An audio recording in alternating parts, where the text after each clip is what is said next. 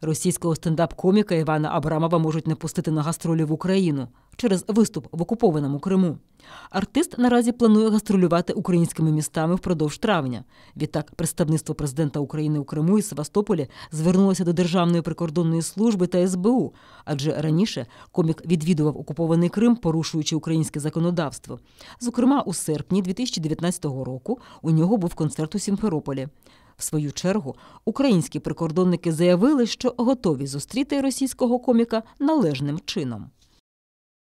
Всі порушники, які незаконно відвідують окуповані території, будуть притягуватися до відповідальності. Роботу щодо їх встановлення Державна прикордонна служба разом з іншими органами веде постійно. Ми вдячні всім, хто допомагає викривати таких осіб. Інформацію від представництва президента щодо даного громадянина ми отримали. Наведені факти ми врахуємо під час заходів прикордонного контролю, коли ця особа спробує перетнути державний кордон України на в'їзд.